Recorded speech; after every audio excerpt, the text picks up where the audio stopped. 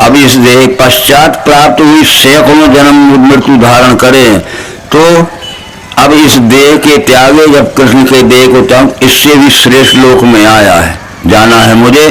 तो बिना लड़ाई झगड़े, तो मैं मनुष्य की बुद्धि का अभिमान, बुद्धि का पागलपन, बुद्धि का उन्माद, बुद्धि का भ्रम घमंड मिटाने के लिए मैं बुद्ध अवतार बन के आऊंगा। और कलयुग के 5000 वर्ष के समय लग जाएगा मुझे, तब मैं जब ज्यादा झगड़ा होगा, तो ये कलयुग के 5000 वर्ष जब चले गए, तो वही कृष्ण अब इस देह के त्यागे पाऊंगा श्रेष्ठ देव।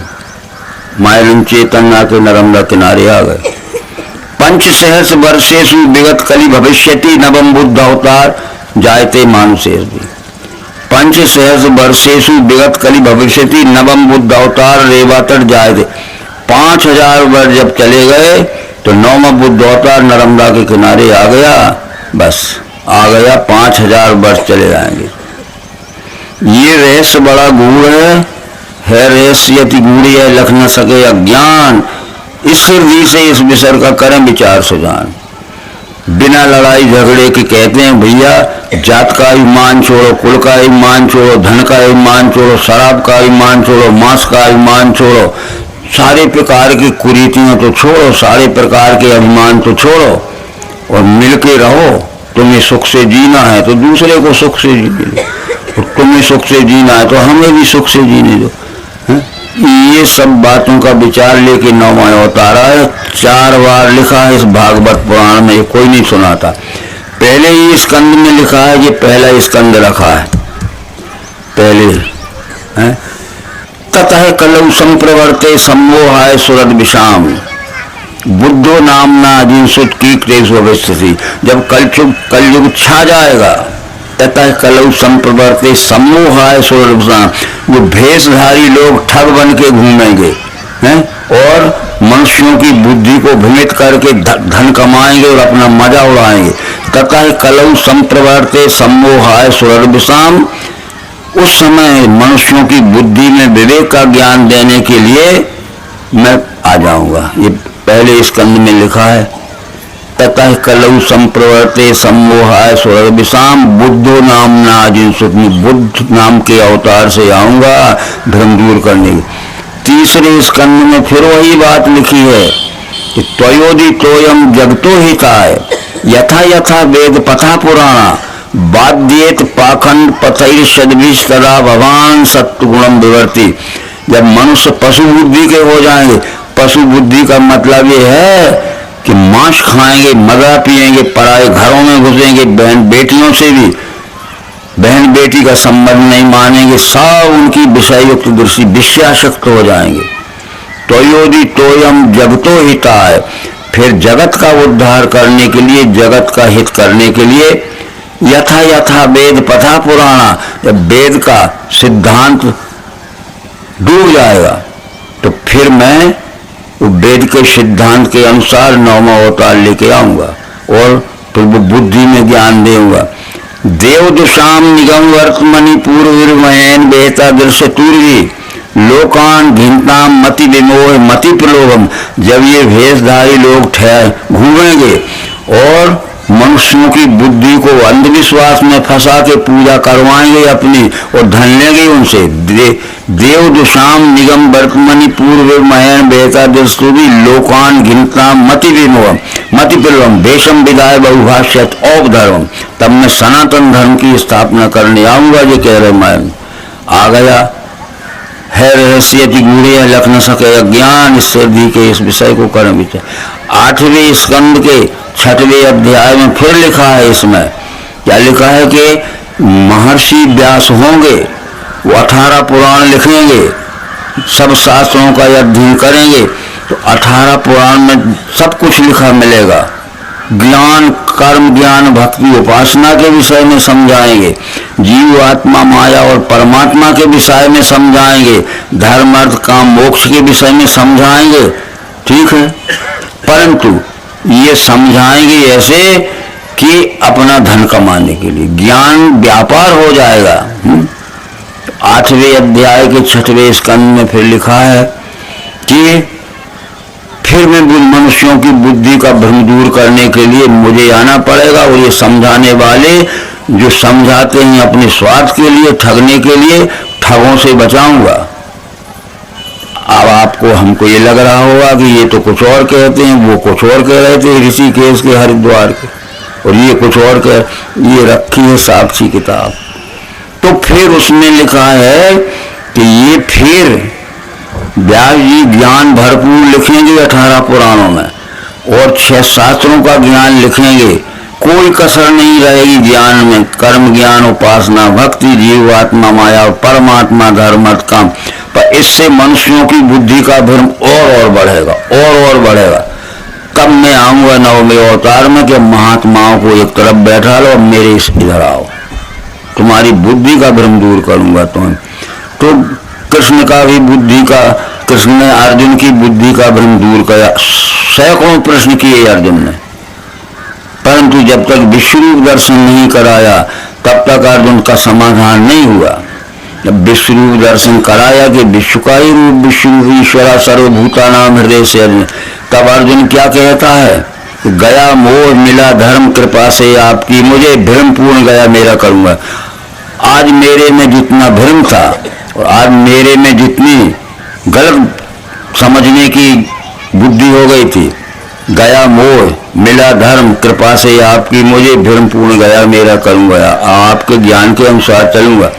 क्या है, विश्वरूप दर्शन कराया तो देख इस विश्वरूप की ओर, अनेक बाहु मुखपेट आंखें, सर्वत्र देखा तुमको अनंत। अर्जुन का दिखे नहीं अंत न मध्य आदि, हे देव विश्वेश्वर विश्वरूप। मेरा भ्रम चला गया, ये विश्व का रूप ही विश्वरूप, इसके साथ में अब मेरा सच्चा व्यवहार होगा।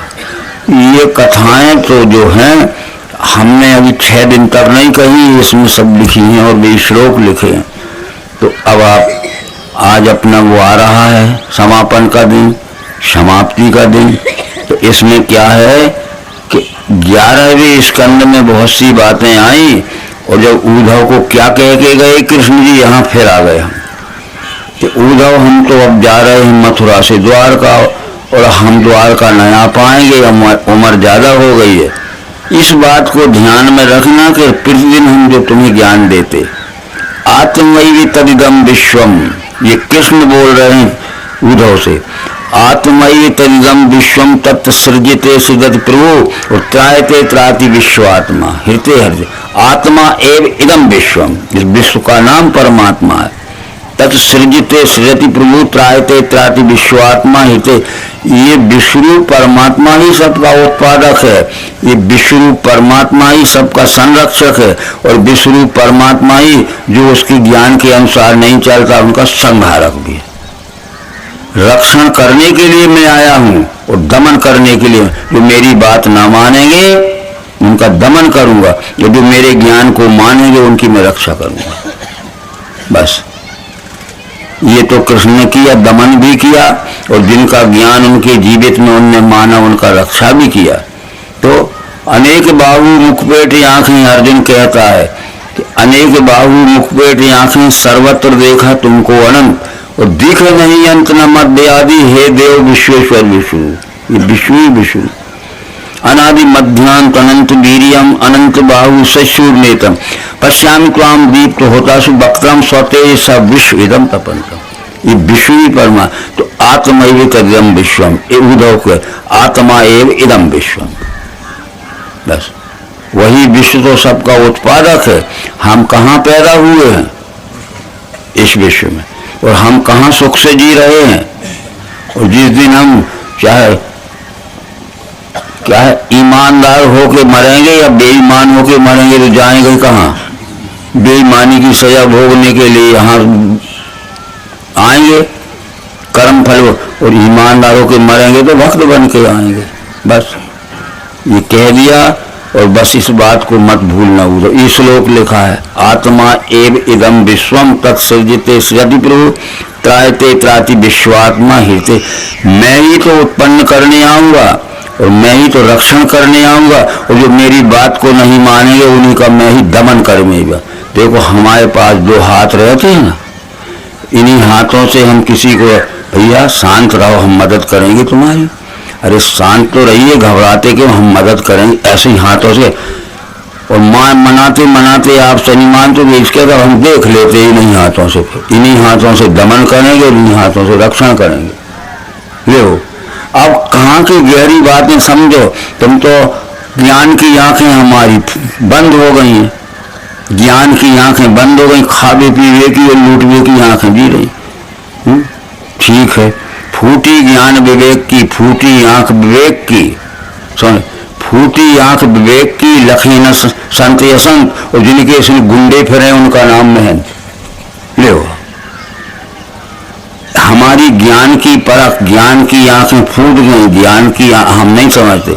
फूटी आंख विवेक की, लखी न संत असंत, उन्हें पता नहीं चलता है कि संत कौन है, वो कपड़ों को ही संत समझते।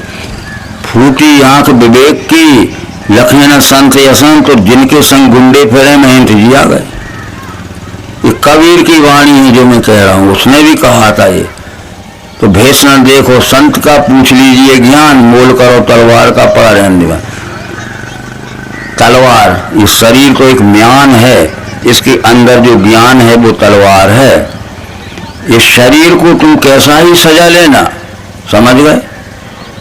अरे जो वस्त्र आभूषण पहनते हो वो उसमें ये लोड़े, इसमें सोने चांदी के बेल बूटा लगे हैं और हीरे मोती की उसमें झालरें लटकी हैं म्यान में। म्यान कितनी ही महंगी हो जाएगी, परंतु अंदर की तलवार कच्चे लोहे की है, तो मौका पे म्यान काम देगी कि तलवार। तो शरीर के सजे को मत मानना, उसके अंदर जो ज्ञान है वो संत है।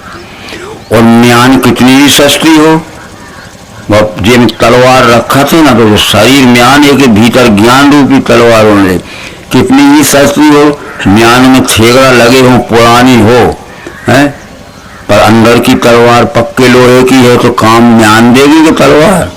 जो कृष्ण गीता में कह गए, अज्ञान उत्पन्न तस्मात ये हीरे का ब्रह्म भारत, ज्ञान के तलवार से काटो। तेरे हृदय में अज्ञान से उत्पन्न हुआ जो भ्रम है, ज्ञान की तलवार से काट दे, इसलिए ज्ञान से भ्रम जाता है।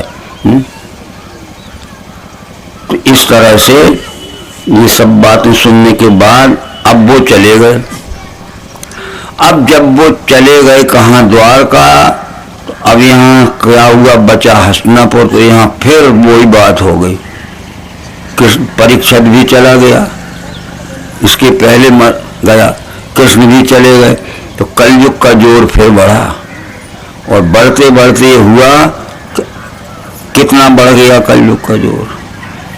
और कृष्ण जी जब चले गए तो और जोर बढ़ गया। तो कृष्ण जिस वासना को लेके कहते कि अब कृष्ण के देह को त्यागने के बाद इससे भी श्रेष्ठ रूप में आऊंगा, वो आ गए माया चेतन के नाम से। बुद्धि का भ्रम दूर, जब तक मनुष्य के बुद्धि का भ्रम, उन्माद, आतंक या क्या कहते हैं नहीं जाएगा, तब तक कोई नहीं समझ सकता। किसी पागल को समझाओगे, समझा, बुद्धि हमारी पागल हो गई। इसके बाद चले गए और फिर वहां भी उनका निधन हो गया। हमने बता दिया कि अर्जुन ने आके लाश खोजी, जलाई और पेट क्रिया की, तो चले गए और लुट गए। अब कलयुग पूरा छा गया। अब 12वें स्कंद में पहले क्या लिखा है भाई, इस ग्रंथ को हम देखेंगे। कलयुग धर्म, बस उसका नाम कलयुग धर्म है। 12वें स्कंद में इसमें कलयुग धर्म। तो सबसे पहले तो ये समझाया गया कि कलयुग आएगा तब क्या होगा। इसके बाद ये समझाया गया कि जरासंध जो था वो भीमसेन के द्वारा, भीमसेन को और अर्जुन को कृष्ण जी लेके आए थे और भीमसेन के द्वारा जरासंध को मरवा दिया। परंतु जरासंध को तो मरवा दिया, वो मगध देश का राजा था, पर कृष्ण जी ने अपना अधिकार नहीं जाना, जरासंध के पुत्र को गद्दी पे बैठा दिया। यहाँ से शुरू होती है। मतलब ये है कि 12वें स्कंद के दूसरे अध्याय में यह विषय समझाना है। जरासंध को जब मार दिया तो उस पर कब्जा नहीं किया उनने, उसी के लड़के को गद्दी पे बैठा दिया। उसके लड़की की जो संतान हुई तो वो कम से कम 10 पीढ़ी तक चलती रही और 300 वर्ष तक राज रहा। इसके बाद जरासंध के लड़का चला गया, तो उसके बाद दूसरा वृत्र नाम का राजा हुआ और जिसका मंत्री था रिपुंजय। तो मंत्री ने धोखे से अपने राजा को मार दिया और अपने पुत्र को बैठाल दिया। उसका भी राज चला करीब करीब 150 वर्ष। परंतु वो इसके बाद आ गया प्रदोत का पुत्र पालक था, और पालक का पुत्र यूथ, और ये सब उनके बचा के राजक था। ये था वो राजा नंदीवर्धन आदि था। 138 वर्ष राज इनने किया। ये बदलते गए राज पे राज। इसके बाद शिशुनाग नाम का हुआ, तो उसकी 10 पीढ़ी तक 300 वर्ष राज हुआ। पर 300 वर्ष राज में उसके लड़के को एक मंत्री था शूद्र मंत्री ने मार दिया, और फिर उस शूद्र मंत्री का पुत्र शूद्रराज गद्दी पे बैठ गया। और फिर जब शूद्रराज गद्दी पे बैठा तो उसने क्या किया, आगे चल के सारी बातें इसमें आप पढ़ लेना। तो उसने फिर क्षत्रियों को भी खोज के मारा कि क्षत्रिय न पाए गद्दी में। वो शूद्र ही शूद्र चलते थे, तो शूद्र राज शुरू हो गया। आगे चल के महापद्म और ये दुनिया भर के राजा हुए, और फिर उसके बाद सुमाल्य नाम का राजा हुआ। उसकी 5 पीढ़ी तक 6 पीढ़ी तक राज चला, जो 200 वर्ष राज चला। चलते चलते अब आया कौटल्य बादशाह नाम का हुआ। उसका चाणक्य मंत्री था, वो ब्राह्मण था, विश्वविख्यात था। तो ब्राह्मण बड़ा चतुर था। उस ब्राह्मण ने अपने राजा को मरवा के अपने बेटे को बैठाल दिया। ये देखते जाना, और ये कौन कौन से पर्व में लिखा है देखते हैं। बाद में हुआ कि ब्राह्मण पहले चंद्रगुप्त मौर्य, ब्राह्मण के पहले बाद में चंद्रगुप्त मौर्य राज हुआ। वो गद्दी पर बैठा। चंद्रगुप्त के पुत्र था वारिशर, और उसका पुत्र था अशोक वर्धन। अशोक का पुत्र था श्रेयस। इस श्रेयस नाम के पुत्र को उसके मंत्री ने मरवा दिया और गद्दी पे बैठ गया। ऐसे बहुत से वर्ष चलते चलते अब तक जो आया था, जो हम बैठे हैं, उसके बाद क्या हुआ कि कर्ण वंश हुआ। उसमें कर्ण वंश में 30 राजाओं ने 456 वर्ष राज किया, इसमें लिखा है भागवत में। इसके बाद यवन राज आ गया। यवन जानते हो, विदेशी मुसलमान आ गए, भविष्य का बताए। और ये 14 पीढ़ी तक इनमें यवन में तुर्क और यवन थे, जिनमें उनके अलग अलग वंश थे। इसके बाद गुरंड राज होगा, ये लिखते, गुरंड यानी अंग्रेज राज होगा। और अंग्रेज राज के बाद मौन राज हो जाएगा। मौन राज, राजा कोई नहीं रहेगा पर राज चलता रहा। इस समय मौन राज चल रहा है। कौन राजा है बोलो आप? चुनाव में जो जीत गया वो प्रधानमंत्री बन गया, 5 वर्ष के बाद दूसरा बन गया, फिर दूसरा। इसमें कोई खास स्थायी राज नहीं है। इसको कहते हैं गणतंत्र मौन राज। मौन राज का मतलब ये नहीं राजा का नाम नहीं होगा, यहाँ होगा। तो इस समय मौन राज चल रहा है। जब मौन राज आएगा तो उस समय भी अंधेर गर्दी हो जाएगी, यानी लूटामारी हो जाएगी। लूटामारी हो रही है। एक सांसद आज 90,000 रुपया वेतन लेता है। कितने सांसद हैं? उनको पहली तारीख में 90,000 चाहिए। सुधार किया कुछ लोगों ने कि 90,000 प्रतिमाह मत ले, 50,000 ले। अभी पिछले वर्ष उनने कहा कि नहीं, हम 90,000 लेंगे, चाहे वो कम्युनिस्ट हों और चाहे वो बसपा के हों, चाहे सपा के हों, चाहे कोई पार्टी हो। वो एक भी राजी नहीं हुआ कि हम 50,000 लेंगे। वो सब ने कहा हमें 90,000 चाहिए। अब ये लुटाई हो गई और रिश्वत और लेते जा रहे हैं। सांसद हैं, विधायक हैं, दुनिया। तो इस जब क्या होगा, मौन राज में जब अंधेर गर्दी होगी तो उस समय ये बुद्ध अवतार हो जाएगा। बुद्ध अवतार हुआ। इसके बाद जो सुधार होगा तो 21वीं सदी ये चल रही है अपनी, 20 सदियां पार हो गई। तो 21वीं सदी के एक सदी में 2 परार्ध रहते हैं। 1 वर्ष से लेकर 50 वर्ष तक का प्रथम परार्ध होता है और 50 से लेकर 100 तक दूसरा। तो 21वीं सदी के प्रथम परार्ध में ये छंटनी शुरू हो जाएगी। तो जितने लूटने वाले हैं राजगद्दी पर बैठकर इस राज को परिवर्तन करो या कुछ नियम बनाओ, वो भी शुरू हो गया। तो ये बातें थी। अब इसके बाद जो बात थी, बात वही आई कलयुग की। कलयुग अब क्या है, अत्याचार से भी और बौद्धिक बुद्धि से भी ठगे जा रहे हैं लोग और मारपीट के भी ठगे जा रहे हैं। तो इस तरह से ये इसके बाद क्या होगा कि फिर एक ऐसा समय आएगा, हे विद्वानों तुम देख लेना, क्या आएगा कि ये जब सूर्य चंद्र गुरु ये तीनों ग्रह पुष्य नक्षत्र के एक राशि के एक स्थान में आएंगे, उस समय सतयुग शुरू होगा।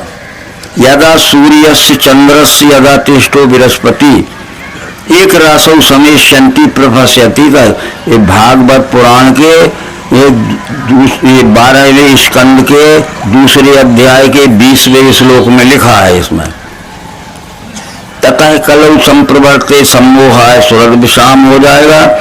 तो फिर यदा सूर्य से चंद्र से यदा तिष्ठो बृहस्पति एक रासौ समेष्यन्ति प्रपश्यति तद, जिस समय सूर्य चंद्र गुरु ये तीनों ग्रह पुष्य नक्षत्र के एक राशि के एक स्थान में आएंगे, उस दिन सतयुग शुरू हो जाएगा। ये रखिए 12वें स्कंद के दूसरे अध्याय का 20 से 24 तक प्रसंग। जिस समय सूर्य चंद्र और गुरु ये तीनों ग्रह पुष्य नक्षत्र के एक राशि के एक स्थान में आएंगे, उस दिन सतयुग शुरू होगा। सूरज दिन को उजेला देता है, चंद्रमा रात को उजेलेगा, वो दिन तो सूर्य गुरु तो दिन रात उजेला। तो सन 1942 के 2 वर्ष के दिन सूर्य चंद्र गुरु ये तीनों ग्रह पुष्य नक्षत्र के एक राशि के स्थान में आएगा, सतयुग शुरू हो गया। पंचांग वालों से पूछ लेना कि सन 1942 के 2 अगस्त के दिन सूर्य चंद्र गुरु ये तीनों ग्रह पुष्य नक्षत्र के एक राशि के एक स्थान में आए, एक दिन रहे। ये तीनों ग्रह कभी इकट्ठे नहीं होते, कभी सूर्य चंद्र आता था उसके साथ मंगल घुस जाता था, सूर्य गुरु आते तो शुक्र घुस जाता था, कहीं शनि घुस जाते, किनारे से निकल जाते। सन 1942 के 2 वर्ष के दिन सूर्य चंद्र गुरु ये तीनों ग्रह पुष्य नक्षत्र के एक राशि के एक स्थान में आए, एक दिन रहे, उस दिन सतयुग शुरू हो गया। और जब कोई महान शुभारंभ होता, कितना बड़ा युग शुरू होने वाला है, कलयुग में सतयुग घुसने वाला है, तो बहुत झगड़े होंगे उसमें। जब कलयुग घबराने लगा और पीछे हट के भागने लगा, तो जिस रास्ते से वो भागता है और रास्ते को तोड़ देगा कि मेरा पीछा करने वाले सतयुग को न मिले।